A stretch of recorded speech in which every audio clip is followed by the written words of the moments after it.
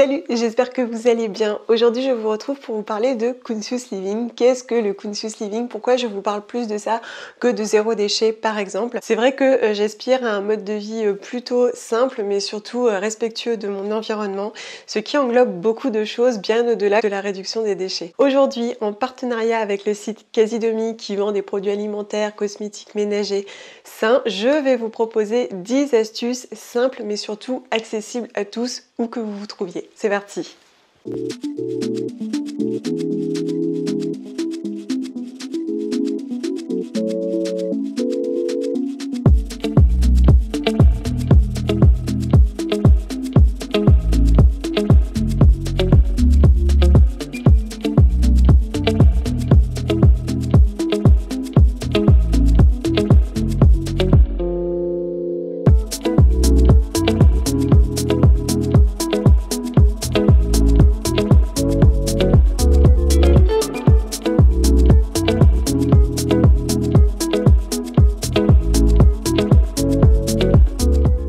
Alors effectivement, on parle beaucoup de la réduction des déchets, mais encore plus de la réduction du plastique. Effectivement, le plastique est partout et de prime abord, on va facilement penser aux bouteilles de shampoing, aux bouteilles de produits ménagers, aux emballages des déodorants par exemple.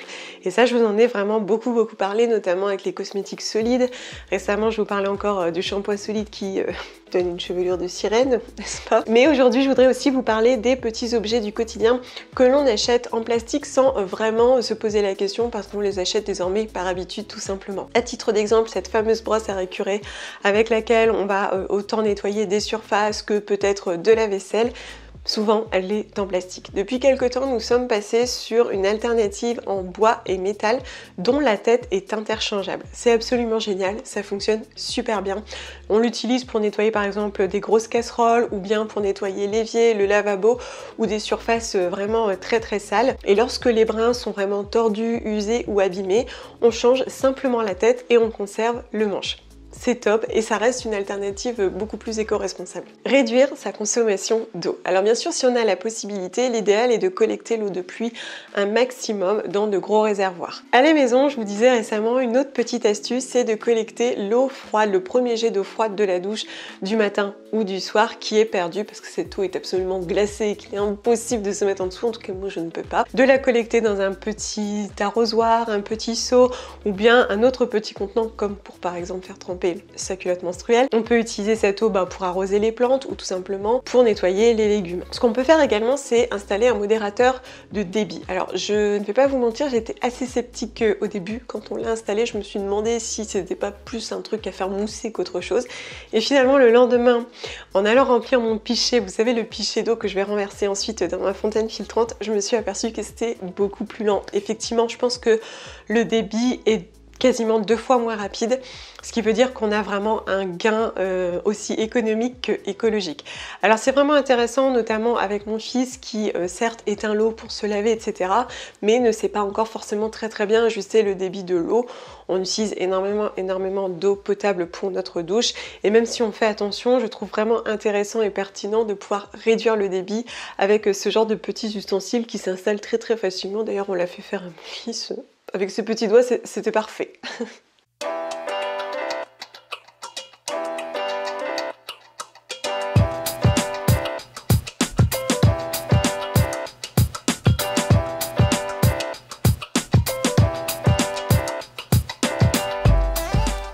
Utiliser des cosmétiques bruts et naturels. Alors vous allez dire, elle nous parle tout le temps de ces savons, mais effectivement ça reste une alternative vraiment très simple, saine et pour la peau et pour l'environnement.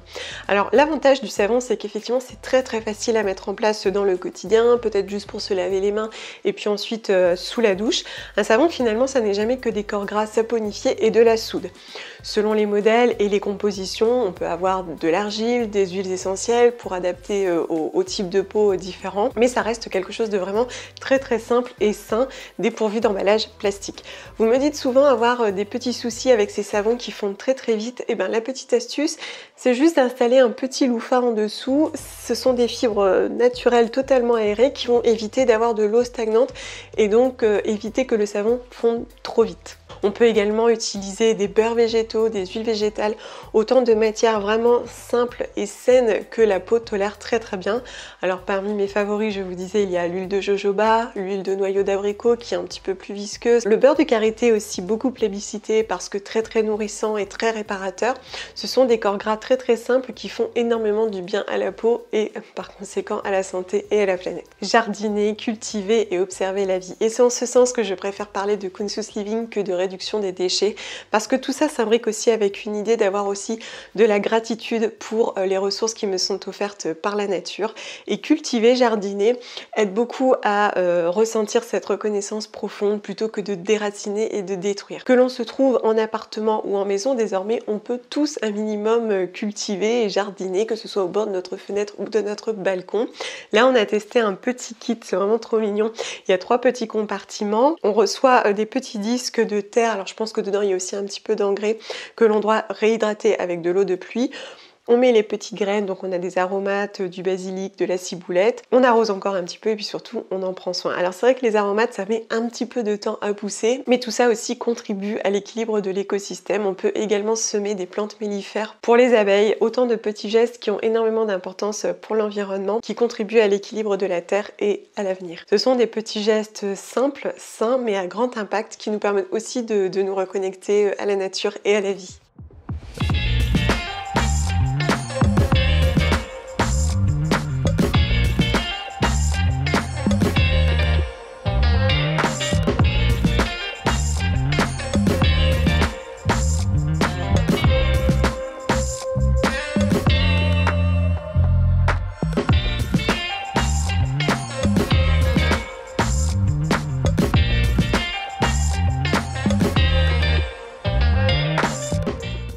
Consommer moins de chair animale. Alors effectivement, l'élevage est très polluant. De plus, il faut énormément d'énergie, d'eau et de céréales pour entretenir ces animaux. Vous me dites très souvent que c'est pas si simple que ça de ne pas manger de chair animale. Alors j'aurais tendance à penser que l'idée c'est d'aller au plus simple, pas nécessairement à reproduire une assiette carnée, mais plutôt à profiter par exemple des légumineuses. Alors si vous n'êtes pas très à l'aise avec la cuisson, pas de problème, ça existe déjà en pré-cuit. Comme par exemple les pois chiches, qui est quand même une source incroyable de protéines, probablement la plus connue. Un bon couscous végétarien, c'est une valeur sûre. Ou bien ce que j'aime faire, c'est les refaire cuire dans de l'eau avec des épices, des oignons, un peu de lait de coco et des tomates concassées. C'est super bon, hyper savoureux et bien fondant. Les produits ménagers. Alors, la difficulté avec les produits ménagers synthétiques, c'est que non seulement ils vont se déposer sur les surfaces et donc potentiellement être en contact avec nos mains, notre peau, mais aussi ils se diffusent dans l'air et donc nous intoxiquent et plus loin que ça vont repartir dans les eaux usées et donc intoxiquer la nature. Il y a quelques années nous avons découvert le vinaigre blanc et ça a été vraiment une révélation. Il est entré chez nous pour ne plus jamais en sortir. C'est vraiment un produit à tout faire qui nettoie et qui désinfecte, c'est incontournable et en plus très économique. Souvent nous ce qu'on fait c'est qu'on met dans un gros récipient 1/3 de vinaigre blanc, 2/3 d'eau et puis des épluchures de citron ou d'orange selon ce qu'on a eu qu'on laisse un peu macérer. On peut également mettre des huiles essentielles si on le souhaite.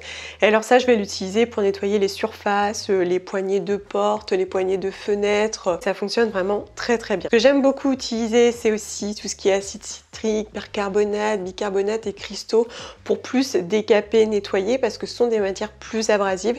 D'ailleurs je peux les utiliser aussi pour le linge par exemple. Et puis enfin incontournable, savon de Marseille et savon noir. J'ai redécouvert le savon noir et c'est pareil, je l'utilise tout le temps pour détacher ou bien tout simplement pour nettoyer les sols avec de l'eau chaude et du vinaigre. Ça fonctionne super bien. C'est un produit aussi très polyvalent qui, à mon sens, a clairement sa place dans la routine ménage. Prendre soin de soi avec les trésors de la nature.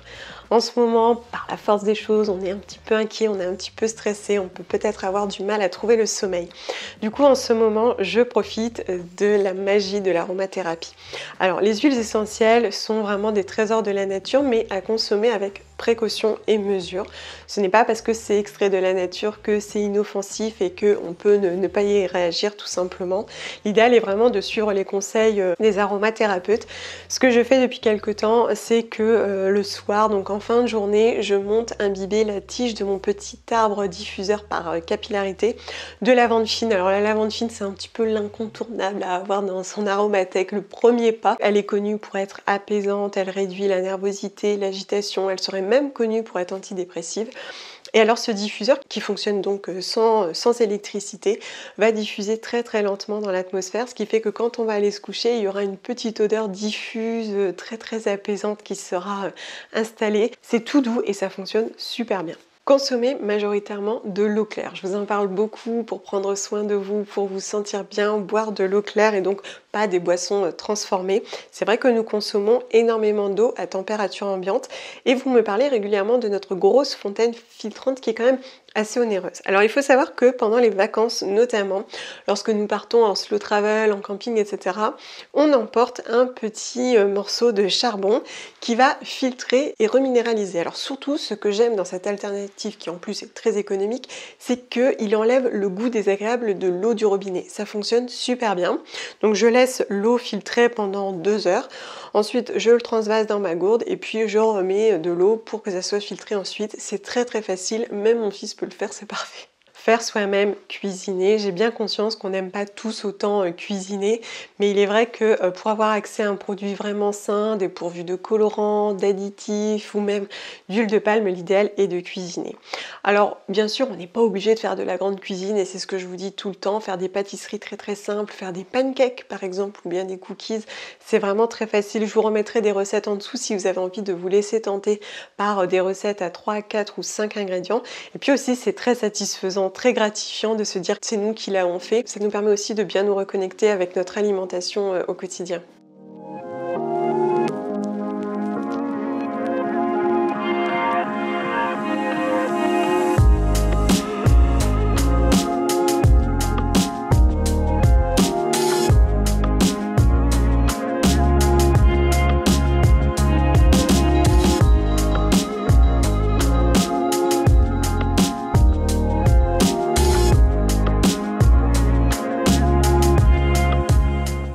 Enfin, reconsidérez l'utilisation du jetable, mais sans nécessairement partir dans le zéro déchet. Si vous n'êtes pas très à l'aise avec ça, il existe des alternatives intermédiaires qui sont biodégradables ou compostables, comme par exemple les cotons-tiges qui ont des tiges en bois ou en bambou, les mouchoirs en papier recyclé, mais surtout non blanchi, que l'on peut ensuite composter après utilisation, ou bien encore le papier cuisson, je vous en parlais il n'y a pas très longtemps. Il existe du papier cuisson non blanchi qui est également compostable. C'est vrai que si on n'est pas toujours très à l'aise avec cette démarche, il est important de ne pas oublier qu'il existe tout un tas d'autres possibilités qui sont autant de manières de réduire son impact sur l'environnement. Ces 10 astuces sont vraiment très simples, mais surtout particulièrement bénéfiques pour réduire son empreinte. J'ai tendance à penser qu'il n'est pas nécessaire d'entamer une démarche absolument parfaite et inflexible, mais plutôt d'être nombreuses à modifier plusieurs gestes qui ont du sens pour nous et qui sont accessibles. Pour vous encourager un petit peu plus avec Casidomi, on vous retrouve sur Instagram pour une petite surprise. Alors je vous dis à très vite, prenez soin de vous, bye!